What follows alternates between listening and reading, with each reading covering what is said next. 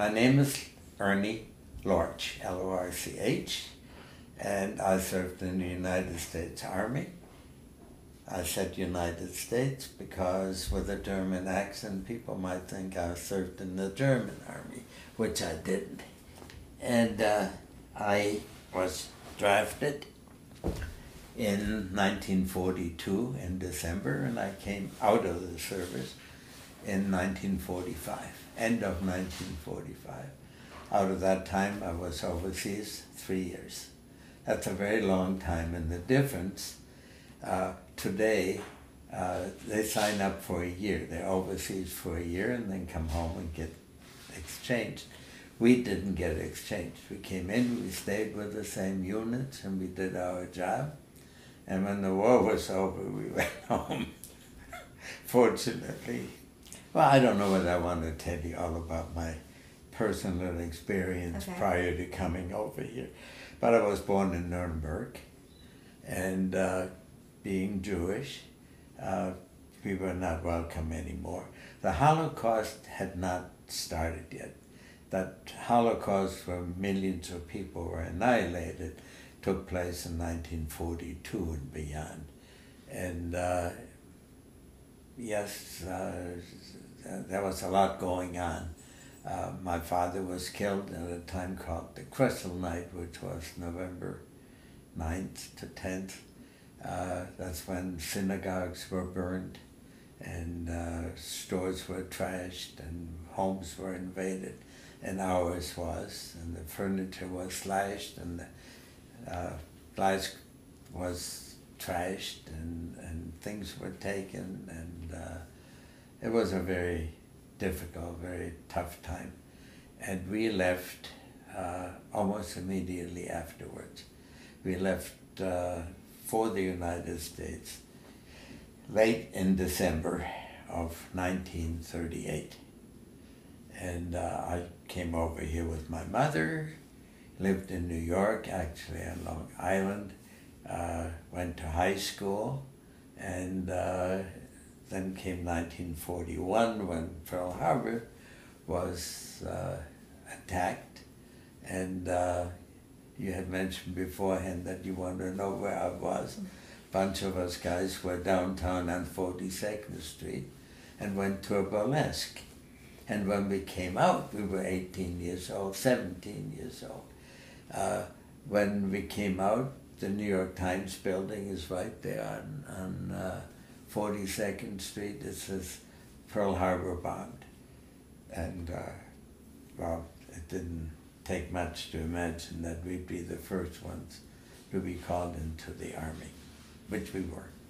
And all of us were. How do I go about this one? I had a very good friend who was, we were downtown at that time. We were drafted on the same day. We went to the same basic training center. He was shipped overseas, and I'll get into that in a while. And we served all the 3 years together in our intelligence unit. And we are still good friends. His wife was a good friend of mine. And purely by accident, my son's Ken and my daughter is Karen. And Ken came first, Karen came next. They have 2 kids. Karen came first, and that didn't name her Karen because of my Karen. But interestingly enough, how our 2 lives, in so many ways, sort of coincided. And we were drafted, not knowing exactly where we're going to go. We were trained in camp in Anniston, Alabama, Fort McClellan, and 13 weeks of basic training. And then we thought we'd get to some school and utilize the skills that we had. Instead of that, we were badly needed. North Africa was losing personnel, and we were infantry that had been trained, and they put us on a ship, shipped us over in a troop transport. I don't know how many ships there were, all landed in Oran, which is Morocco, and in a replacement depot.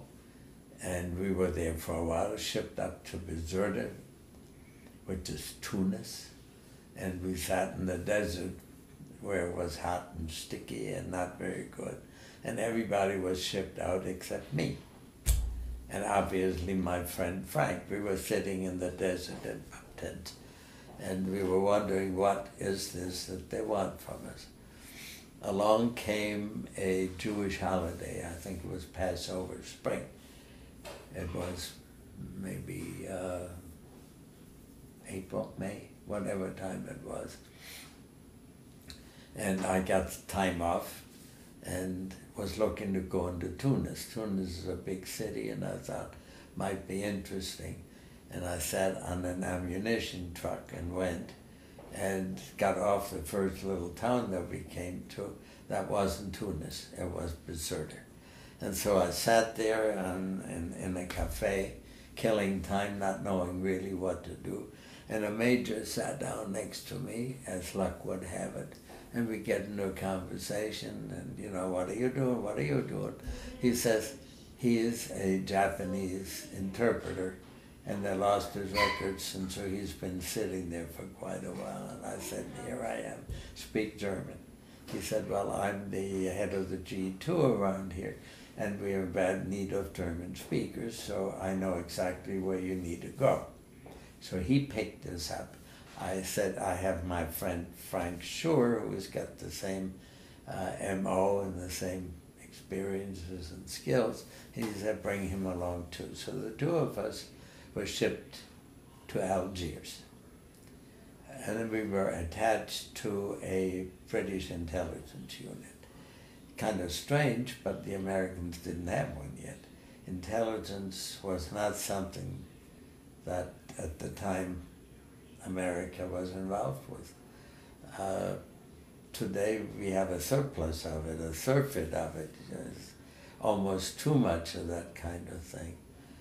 So the British trained us, and we acquired our staff to go with us, and we had a guard company, and we sat there and interrogated, to begin with, Africa Corps, and primarily officers. The unit was designed to interrogate officers from captain upward. It was mostly German submarine people, Luftwaffe, that were shot down, and it was quite interesting to get to talk to these people. And we were losing ships left and right. Don't know whether that is generally known. The Germans had airplanes in Spain, and it was not hard for them to overfly Gibraltar and the Mediterranean. And we were kind of bottled up in there. We lost a lot of ships and a lot of troop transports. You had to go through Gibraltar and the Mediterranean to get to the Suez Canal in India, and all the places that we were fighting over on the far east side. That was our job. And we did that until we invaded Sicily, and we separated from the Brits. The Brits had the same kind of personnel that we had, German-speaking Palestinians, people that had come out of Germany. The officers were well trained. The officer in charge that we had was a consul, a British consul in Frankfurt, and the other second in command was a school teacher in Vienna. They had been in the service and knew what intelligence was like. Americans we had a guy who was a grocery clerk and didn't speak German. And he was our commanding officer. A little bit pathetic. But we did a good job anyway. You know, the people that we had, like Frank and I, and there were 15 of us, well, spoke German. And so it was not difficult for us to do what we had to do. So that was our first phase. I won't tell you what I did. I got the Bronze Star for some of the work that I did, and I'm very proud of it. And we moved after the invasion, 1944. When was it, June? June 7th. With the invasion of Europe and France, we were still in Africa. When things began to settle down, we moved into Italy. We were in Italy for a while. We moved on up to the invasion of southern France. Again, interrogated what there was. We did Anzio, if all those names mean anything to you. Anzio was the invasion of Italy for the American army.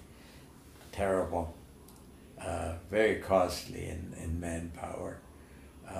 The Germans sat way up, and I can't give you a name at this point, fell out of my head. But they were sitting high up, and we were coming in on the beaches, and all they had to do was just plump down on us. But losses, and nevertheless we made it. And so we were sitting around there for a while. Had the good fortune of being able to enjoy the Amalfi Coast, which is very pretty. Had a chance to go into Naples, into Rome, and we got some time off to look around. And then we moved up into southern France. Went from southern France, moved up into northern France. Now we're getting to be about the end of 1944. We got there maybe in September or October. They had something in mind. We didn't know what they had in mind because we had absolutely nothing to do. We are stationed in this little town called Ravat, and December came along, somewhere on the early part of December, and it was freezing cold and deep snow at the Battle of the Bulge. That means something to most people.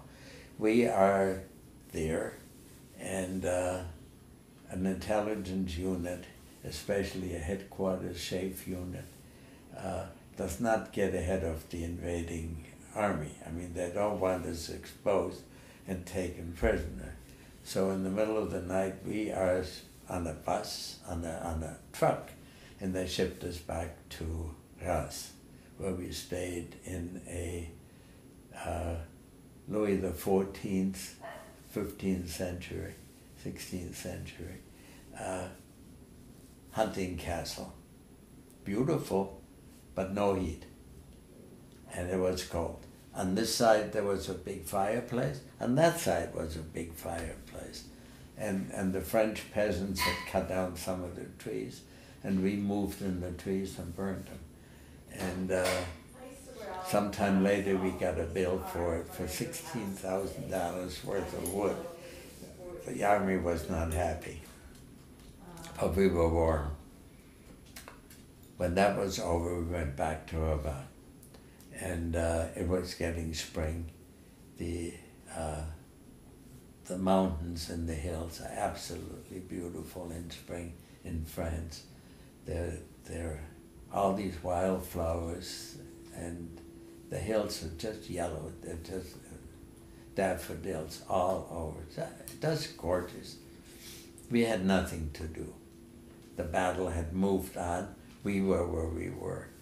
And about 5 of us got orders to go to Belgium, to Spa. We didn't know what. We got into a car and drove up to Belgium. And when we get there, we are in a beautiful little castle. I mean, a real castle that the Kaiser Wilhelm, the German Kaiser, who had abdicated in 1917, lived in. So it was quite luxurious. And it was also headquarters for Eisenhower, Montgomery, and Bradley. It was elite. It was not what the ordinary army, no matter what station or job that you have, normally gets to do. I'm telling you this because that's the fun part. We had horses to ride, we had tennis courts, we had a swimming pool. It was lovely. And before we knew it, we got prisoners. And we got the prisoners that nobody gets to see. We got the war crimes people. We had von Papen, who was chancellor and handed the government over to Hitler. We had von Rundstedt, who was the commander of the German army. We had Goering, whom everybody knows who he was. And we had the region of Hungary, and we had the architect, Hitler's architect. In 15 minutes, I'll remember the name. I'm going from one thing to the other, and that's what we did. They were interrogated, and we spent time with them, and translated for them, and for the interrogating officer, and spent time with them. I used to have an album. We took pictures. It's gone. That's a shame. There was a huge terrace with steps, and every morning they would sit there, and we'd sit down with them. I learned a lot of history. Very interesting. And one day, it took quite a while. We had officers' rations, and we got wine and whiskey and steaks and all that, until one day the New York Times found us, and they weren't happy with us. They wrote a piece about how the prisoners were kept and how we were being pampered, and they picked us up and shipped us up to another holding camp in Luxembourg. Elaine and I were in Germany on the Rhine and Mosel tour, and we were in Luxembourg for a day. And it's a lovely little city, the Duchess. But the place where our camp was too far away from where we were. But we did go to the National Cemetery. And, we lost a lot of people. I don't know how many were in there. Very touching. And I must say that it brought me to tears. A little bit too close. And so we took pictures of the cemetery, but I've seen other cemeteries, they're all the same. And so we did again our interrogating of this time 24 war criminals. And in October or in September of 1945, the war was over. The war in Europe ended in May, and the war in the Far East was also over by this time. And so they were beginning to formulate the war crimes trial. And I was the ranking non-com. So I asked whether I could take them to Nuremberg to the trial. And they said, yeah, why not? So we packed them on the truck, and we had guards along with submachine guns and me. And we drove from Luxembourg down along the Rhine, crossed over the Rhine to Nuremberg, and I handed them over to the sergeant of the guard, and I got a receipt for them, 24 live bodies. And the guards went home, and I was born in Nuremberg, as I mentioned. I had the chance to spend a week in Nuremberg and drive around and see what it was. Very interesting. And I've been back to Nuremberg a number of times since then, and I've been asked to talk to kids, high school students, and how did you feel coming back to the city where you were born and see it destroyed? I said, I felt as badly as you can. A lot of art destroyed, a lot of culture is destroyed. But I was glad it happened because we won the war and you lost it. And, they were a little bit taken aback. They had nothing to do with the war. And I said, well, we have to remember who started this thing. And you can still, on a human level, feel badly for people. They had a terrible time. They had a terrible winter. It was cold. They had no coal. They had no food. And everything was destroyed. And yes, you do feel badly for people. And there were kids and there were women and a lot of people got killed. So yes, you do. But it's a good thing we won the war instead of the other way around. And there were times, I'm sure people aren't really aware of it, when we were in North Africa where we thought we might lose this thing. The German army had gotten into France with hardly any resistance. They had moved into Czechoslovakia and Poland and walked through it like a knife through butter. And the Russians were having a terrible time in St. Petersburg. What was the figure? 20 million people killed? That's not easy to do. I mean, we lost people. We lost a lot of people in the landings. But compared to that kind of thing, we were fortunate. We didn't. We did lose a lot of people in the Battle of the Bulge. It took me quite a while to think in that I would take these 24 to the war crimes trial. I'd gotten kicked out of Germany, right? I wasn't welcome in Germany.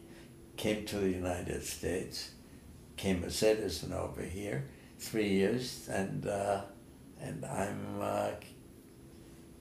able to take them and bring them to justice. I didn't stay. Maybe today, if I had been a little bit older, maybe I would have said, yes, I'd like to be at the trial. It would have been easy for me to be an interpreter. But I had a girlfriend at home, and I was gone 3 years, and, it's a long time. You want to begin your life. I came to Indianapolis, and the reason I came to Indianapolis is because my mother married.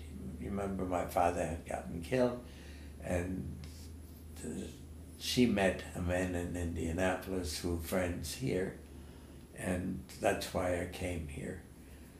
So I went to work for the William H. Block Company in a training program. I went to IU under GI Bill of Rights, getting $55 a month. Not enough to live on, and I didn't like living with my parents. And I had Ellen as a girlfriend, deciding to get married. And so after a while, I realized that working for a department store was not a good way of making a living. And I went out on my own. I sold children's clothing, started my own company, so to speak. And it just took a while to develop it. Did that for 45 years. Well, we met on a beach in 1942, and we dated. We were kids. Didn't really with any intent of any kind. And she went on and graduated from college, and I was in the Army. And all the time we wrote each other. You couldn't telephone like you do today or send email, but we corresponded back and forth. So by the time I came home, we knew each other pretty well. And our parents liked us, same kind of background. And yeah, we had a good marriage. There are two components to it. I think the one thing that needs to be remembered is what the Germans did. The Holocaust, invading Poland, and with no justification whatsoever, tried to conquer the world. That's one thing. The other one is that freedom has a price. And it was a different time. I would have been truly upset if I hadn't fought in the war. And, you know, make it clear, not everybody fights. Not everybody is out there with a gun. I was very lucky. I was trained in the infantry. I would have been a scout. If it hadn't been for that getting into Caserta and meeting the major, who knows where I would be. You know, probably would be in the front line with some battalion and interrogate prisoners at that point. Not nearly the same intellectual level that we had. And the Army treated us very well. I mean, we were a high echelon company, and they were very nice to us. Yeah. But no question. I mean, the experience to meet the people that caused all that trouble. Mm-hmm. And I've been asked, you know, how did you relate to that? And none of us related to it. We just did it. It was the job that we had. And I don't think any of us particularly tried to kill him. You know? Fortunately, by that time, we'd won the war. If we hadn't won the war and then come across him, that may have been another situation. Mm-hmm. But the war was over. And the interesting thing is we moved into Germany, and I spent quite a bit of time around Germany. And to begin with, we thought, you know, we got to look behind us every minute and make sure we don't get shot in the back. None of that happened. The Germans were so happy the war was over that there was, and you'll get that from everybody that you'll talk to with this gadget of yours. Mm-hmm. There was almost immediate taking up civilian life, interesting as it may have been, because, you know, they fought each other. Mm-hmm. With tanks and guns and bombing and whatever else. You wouldn't think that they were so complicit. But especially the younger generation. We were in Wiesbaden, and we used to go to a restaurant or a bar or whatever it was, and we just mingled. There were no men. The men were still, you know, in the army at that point, or in prison camps, or wherever they were. But there were a lot of girls, and there was no animosity. And I kept scratching my head quite often over that. How is that possible? You know, you used to hear these stories of World War I, where the armies were opposed to each other, and Christmas came around, and that they play Christmas carols, and they come across and exchange presents. Some of that same kind of thing happened in World War II. It wasn't always animosity. When I interrogated troops, the Germans, there was never a feeling of enemy. I don't know why, but that was over. They weren't fighting anymore. I look back on that. We were kids, you know. You've got to understand that when here was Von Papen, who was vice president, really, vice chancellor, which is just like having what? The president of the United States sitting there across the way from you. You don't get that opportunity very often. And we just talked with him. Van Papen was a very interesting man, and he loved to talk history. So we would sit there like four of us around him, like disciples. I mean, he wasn't. I don't think he ever was a Nazi in the sense of what we see in a Nazi. He was a nationalist. He was a militarist. He was very nationalistic, but I can't imagine that he in any one way would have been involved with all that criminal activity.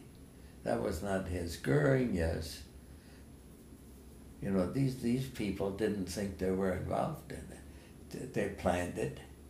They made it possible. They put the people in charge of it, but they themselves were kind of hands off of that. They never thought of themselves as doing anything. They had a compartmentalized mind too. The prisoners we had would always know about the Holocaust. They would hear the trains going. They would know when people were caught up in it. There was no such thing as I didn't know it. I never knew this stuff was going on. Yeah, they knew what was going on. They knew all along what was going on when they were in Russia. Criminal activity and the difficulties of the army. They had a hard time too. Yeah. It's a different kind of war. You know, we all wore uniform. We were here, they were there. You knew exactly who the enemy was. Look at it today. You have no clue. It's a totally different kind of war. And we had no problem with civilian population. There was no such thing as giving them a hard time. We never beat up our prisoners, and today we beat up prisoners. It's a different, there was a certain different feeling. It's a different war. We were, the war was over, and you know, no more German prisoners. We were getting espionage folks in from the Russian side. There were Germans, but the Russians had them. And somewhere along the way, one of our interrogators got in a fight with one of them.